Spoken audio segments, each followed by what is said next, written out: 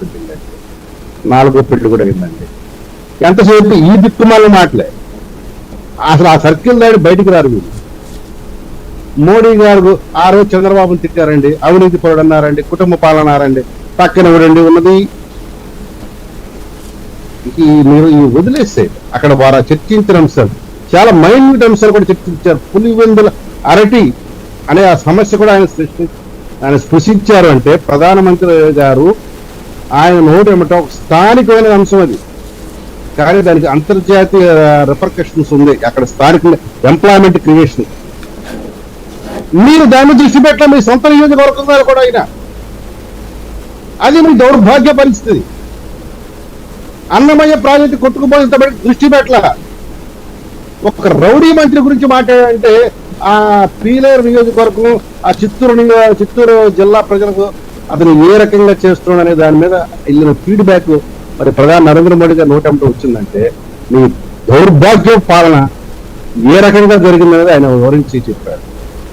ఇప్పుడు కొడుకు తప్పు చేస్తే తండ్రి బాధ్యుడు అంటారు. నేరుగా జగన్ రెడ్డి తిట్టమంటే ఆయన తిడతానికి ఆయనకి పెద్ద అభ్యంతరం లేదు.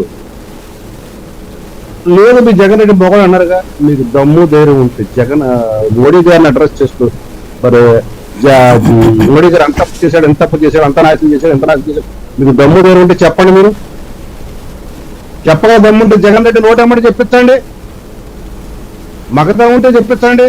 ఆడెవడో మంత్రి, ఈడెవడో మంత్రి, మా బందరు సన్నాసి ఒకడు ఉంటాడు వాడు, లేకపోతే మా సుందరరాజు శర్మ లాంటి వాళ్ళు ఊరికే నోరు తెలిసి తొడలు కొడుతుంటారు తప్పితే భాషను కంట్రోల్ చేయకుండా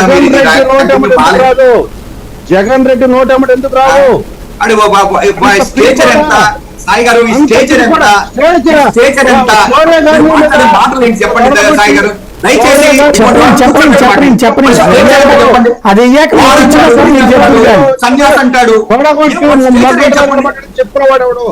అదే సోనియా గాంధీ దగ్గర ఏ రకంగా కాంప్రమైజ్ బెయిల్ తెచ్చుకున్నాడని చెల్లి చెప్పింది.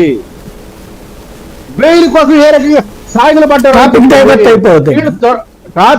మా ఓటు డైవర్ట్ చేసాక తినేళ్తున్నా, మా ఓడి పరిస్థితి బయటికి వెళ్ళాడు కాబట్టి రైట్ రైట్ ఇక్కడ డైవర్షన్ వద్దు. రైట్ రైట్ నేను చెప్తున్నా, నేను మాట్లాడుతున్నాను, మీరు మధ్యలో మీ ఇద్దరు వ్యక్తిగతంగా కోపాలు తెచ్చుకున్నారు. అది వ్యక్తిగత ఘర్షణ వాతావరణాలు చేస్తున్నారు. ఒక్క నిమిషం మీరు ఆగండి, మీరు ఆగండి. నరేంద్ర మోడీ నేను చెప్తున్నా, మీకు ఏమైనా భయం ఏర్పడిందని అడిగితే రైట్ రైట్